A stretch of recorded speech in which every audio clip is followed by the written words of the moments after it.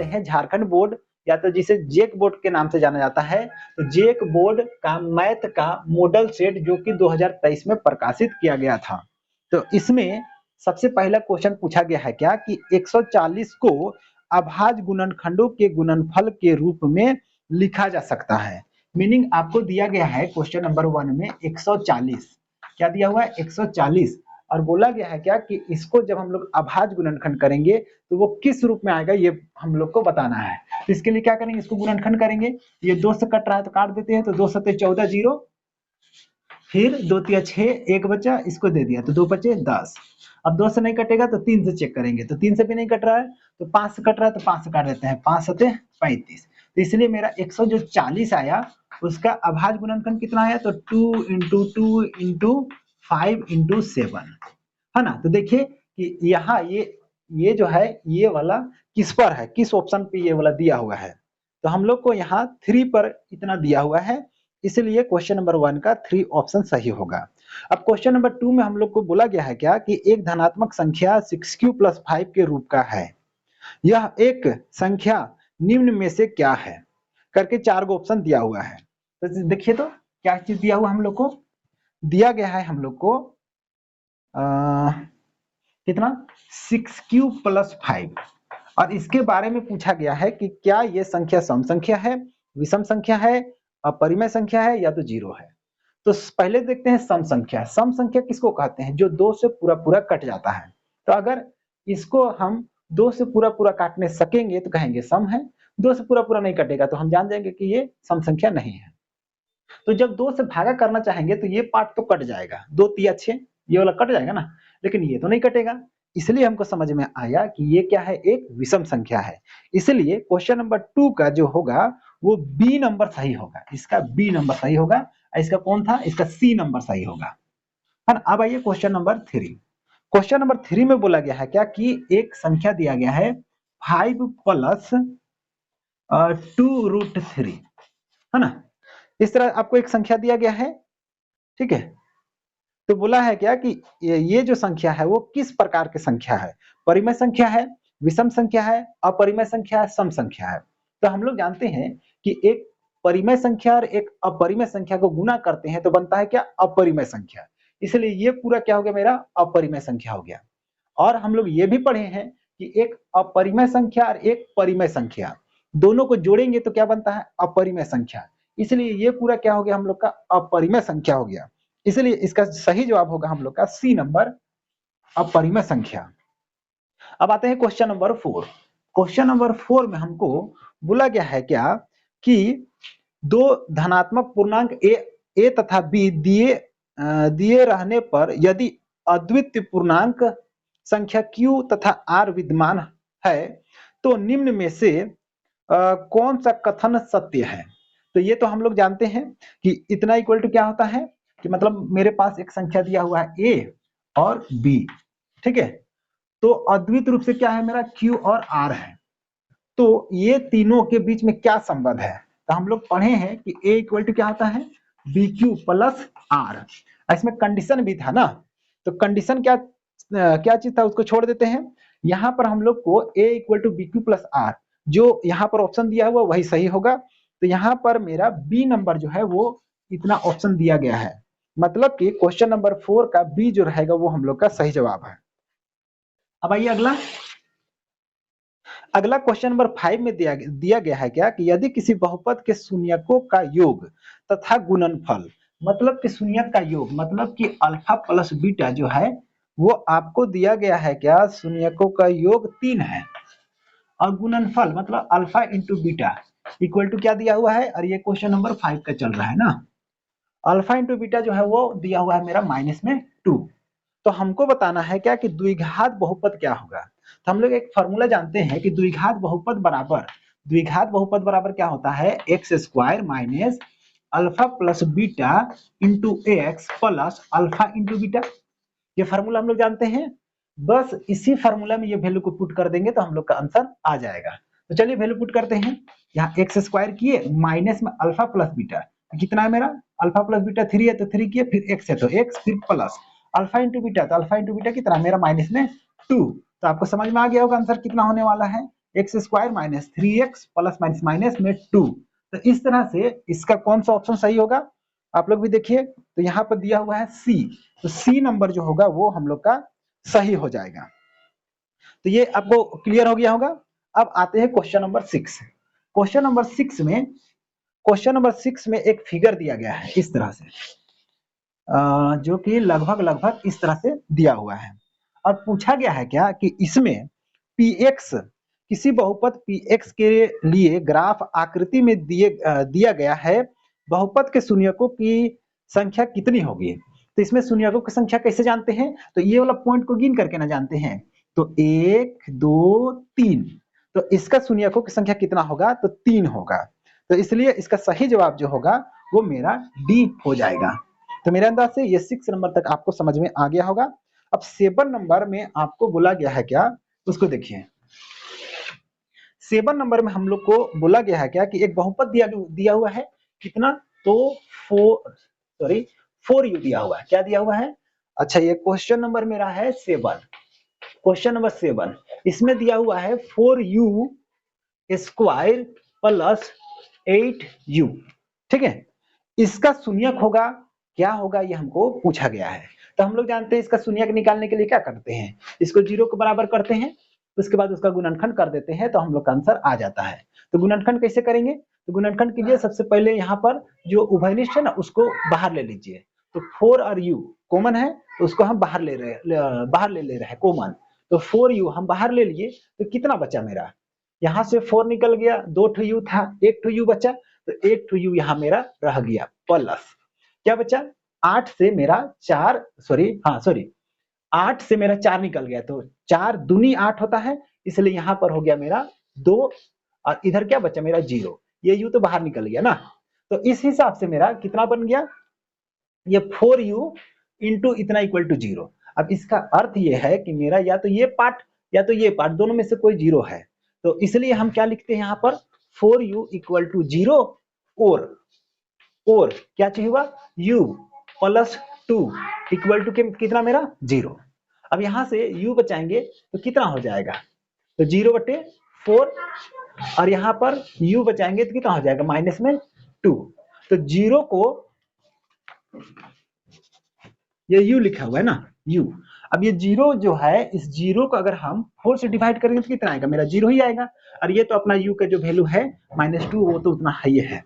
तो इस हिसाब से अगर हम देखते हैं तो यहाँ पर हम लोग को पहला ऑप्शन में बोला गया है 0 आएगा, बी में बोला गया था -1/2, और सी में दिया हुआ है -2, और डी में दिया हुआ है ए तथा सी। तो ए में बोला है 0, तो 0 भी एक आ रहा है, 80 में बोला है -2, तो -2 भी आ रहा है। इसलिए जो डी जो ऑप्शन है कि ए तथा सी, वही हम लोग का करेक्ट आंसर होगा। इसलिए ये जो क्वेश्चन नंबर 7 है, क्वेश्चन नंबर जो 7 है मेरा, क्वेश्चन नंबर जो मेरा 7 है, और 7 तो यहाँ लिखा हुआ है, ये है 7 का डी जो है वो मेरा सही जवाब होगा। अब क्वेश्चन नंबर 8 पे आ जाते हैं। 8 पर क्या चीज दिया हुआ है कि रैखिक बहुपद दिया हुआ है ax plus b1y plus c1 equal to 0, और एक तो दिया हुआ है मेरा कितना, तो a2x plus b2y plus c2 equal to 0। ये इस तरह से दो समीकरण दिया हुआ है, और क्या कंडीशन दिया हुआ है कि इनका जो कंडीशन है, कंडीशन क्या है मेरा, तो a1/a2 इक्वल टू मेरा दिया हुआ है b1/b2 इक्वल टू दिया हुआ है मेरा c1/c2, है ना। तो इस तरह से तीनों को बराबर कर दिया है। तो हम लोग जानते हैं कि अगर तीनों बराबर रहता है तो इससे अगर ग्राफ खींचिएगा तो कैसा खींचाएगा, तो एक रेखा जब खींचिएगा ना तो इसी के ऊपर दूसरा रेखा खींचाएगा, ठीक है। ये तो हम लोग जानते हैं। अब इसी के हिसाब से हम लोग इसका अंतर देंगे। तो यहाँ पर बोल रहा है क्या कि ये दोनों से अगर हम, ठीक है, यहाँ क्वेश्चन बोल रहा है क्या कि रैखिक समीकरण युग्म इतना तथा इतना, ठीक है, ये वाला और ये वाला, दोनों से, दोनों में अगर ये कंडीशन आपको आता है तो निम्न में से सही कथन चुनिए। सही कथन चुनना है क्या, अद्वित हल होगा, अनेक हल होगा,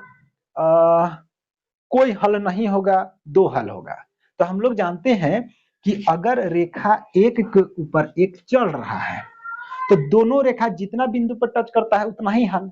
तो दोनों रेखा जब एक के ऊपर एक चढ़ गया है तो बहुत सारे बिंदुओं पर ये टच कर रहे हैं, इसलिए इसका आंसर जो होगा वो होगा बी नंबर की अनेक हल वाला। इसका जो है मेरा बी ये सही होगा। तो इस तरह से क्वेश्चन नंबर 8 तक का हम लोग का हो गया। अब आइए क्वेश्चन नंबर 9 पर। क्वेश्चन नंबर 9 पर हम लोग को, चलिए क्वेश्चन नंबर 9 यहां लिख लेते हैं। क्वेश्चन नंबर 9 में दो समीकरण दिया हुआ है, क्या 6x माइनस 2y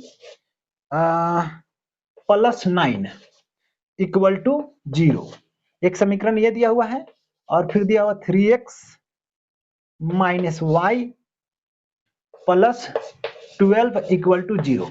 ये दो समीकरण दिया गया है। उसके बाद बोला गया है क्या कि इससे जब ग्राफ खींचिएगा तो ग्राफ कैसा आएगा, समांतर आएगा और समपाती आएगा, समांतर आएगा, प्रतिच्छेद करेगा, लंबवत होगा, इसको बताना है। तो इसके लिए तो आप लोग जानते होंगे a1/a2 b1/b2 c1/c2, ये अनुपात निकालते हैं फिर डिसाइड करते हैं, तो वही अनुपात निकालना पड़ेगा। तो निकालिए a1/a2 मतलब कि 6/3 निकाले तो कितना आया, 3 का 3, 3 दूनी 6 मतलब कि 2 आया। अब क्या करेंगे हम लोग, b1/b2 निकालेंगे, तो -2, यहाँ -2 है ना, बाई b2 की जगह यहाँ कुछ नहीं तो 1 है तो -1, ये कटा तो फिर कितना होगा, 2 ही आया। अब निकालेंगे c1/c2, तो c1 की जगह कितना है मेरा 9 है और यहाँ 12 है, तो c1/c2 निकालेंगे तो कितना हो जाएगा 9/12। काटिए कितना होगा, तो 3 3 9, 3 चौके 12, तो कितना हुआ 3/4। अब देखिए दो ठोका, a1/a2 निकाले तो 2 आया, ये निकाले तो ये मेरा b2 आया, लेकिन ये क्या चीज आया, बराबर नहीं आया। मीनिंग ये दोनों बराबर है लेकिन ये बराबर नहीं है। कहने का अर्थ ये है कि कौन सा कंडीशन सेटिस्फाई किया, a1/a2 equal to b1/b2 not equal to c1/c2, ये वाला कंडीशन सेटिस्फाई कर रहा है। और हम लोग जानते हैं कि अगर ऐसा अगर आता है अनुपात, तो ग्राफ अगर खींचिएगा तो कैसा होता है, तो रेखाएं समांतर हो जाती है ना, कभी भी ये रेखा प्रतिच्छेद नहीं करता है। तो इसलिए इसका सही जवाब होगा बी नंबर, समांतर रेखाएं। अब 10 नंबर में बहुत अच्छा क्वेश्चन पूछा गया है, कहां पे बनाए, 10 नंबर में दो इक्वेशन दिया हुआ है, x plus Y equal to 6 दिया हुआ है, ठीक है, और एक दिया हुआ है मेरा x minus Y equal to 2 दिया हुआ है। तो ये दो इक्वेशन है मेरा, ये दो जो इक्वेशन दिया हुआ है इसका हल होगा, क्या होगा उसको बताना है। और हम लोग को 4 गो ऑप्शन दिया गया है। क्या क्या ऑप्शन दिया हुआ है, तो देखिए पहला नंबर में हमको ऑप्शन दिया हुआ है 4 and 3, दूसरा नंबर में ऑप्शन दिया गया है मेरा 5 and 1, और तीसरा ऑप्शन में हमको दिया गया है 2 and 4, ये ब्रैकेट नहीं लगेगा, ठीक है। और डी नंबर में हम लोग को दिया गया है 4 and 2, ये कितना है मेरा 2 and 4। चलिए सी नंबर को इधर लिख देते हैं, सी का कितना है मेरा 2 and 4, ये दिया हुआ है।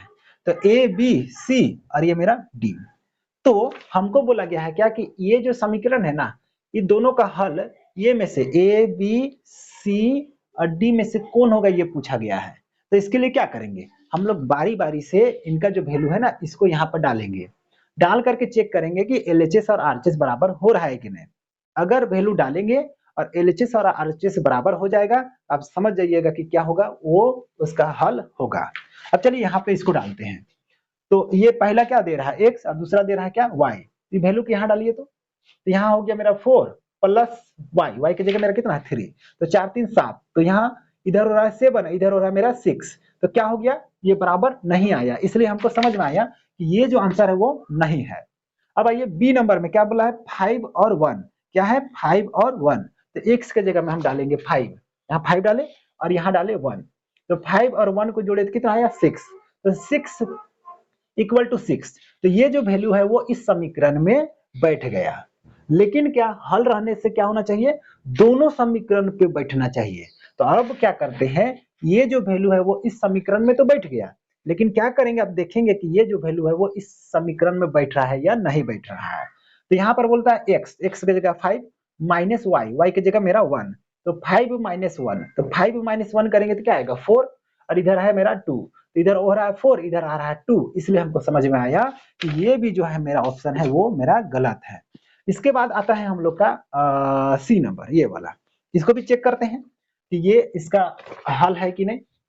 तो ये वैल्यू को यहाँ पर डालिए, तो x में मेरा कितना है 2 और y में मेरा है कितना 4, तो यहाँ डालेंगे 2 प्लस 4, तो 2 प्लस 4 कितना आया 6, अब इधर भी 6 इधर भी 6, तो ये वैल्यू जो है वो इस पहला समीकरण में तो बैठ गया, इसलिए इसका होने का चांस है। लेकिन अब क्या होना चाहिए, ये जो वैल्यू है उसको इस समीकरण में भी बैठना चाहिए। तो चलिए बैठाते हैं, यहाँ डाले x की जगह 2, फिर माइनस, फिर 4, तो 4, तो 2 माइनस 4 कितना होता है, तो 2 माइनस 4 करेंगे तो हो जाएगा माइनस में 2। अब इस साइड में बन रहा है मेरा माइनस 2 और इधर है मेरा प्लस में 2, इसलिए हमको समझ में आया कि ये भी हल जो है वो मेरा सही नहीं है। तो अब लास्ट में जो चौथा बचता है यही मेरा सही होगा, कहने का मतलब डी जो है वो मेरा सही होगा। तो क्वेश्चन नंबर जो 10 है उसका जो डी है वही मेरा सही होगा। यकीन नहीं है तो चलो चेक भी कर लेते हैं, ये दोनों वैल्यू किस में डाली है, तो यहाँ 4 प्लस वाई मतलब 2, तो 4 प्लस 2 कितना हुआ मेरा 6 हुआ, तो 6 इक्वल टू 6 दोनों बराबर हो गया, इसलिए ये दोनों जो वैल्यू है वो इसमें बैठ रहा है, इसलिए चलिए ये यहाँ बैठ गया। अब क्या होना चाहिए, ये दोनों को इसमें भी बैठना चाहिए, तो बैठाइए, यहाँ है x की जगह मेरा यहाँ देख रहे हैं 4 है, अब इधर है मेरा y की जगह इधर मेरा 2 है, तो 4 से 2 घटा है तो कितना आया मेरा 2, तो इधर 2 इक्वल टू 2 है कि नहीं, तो 2 इक्वल टू 2 मतलब इसमें भी बैठ गया, तो ये जो वैल्यू है वो इन दोनों समीकरण में बैठ रहा है, तो इसलिए हमको समझ में आया यही जो है वो इसका सही जवाब होगा। तो अब मेरे अंदाज से आपको 10 तक का आंसर समझ में आ गया होगा। चलिए पहले बोर्ड को साफ कर लेते हैं, उसके बाद आगे का क्वेश्चन देखें।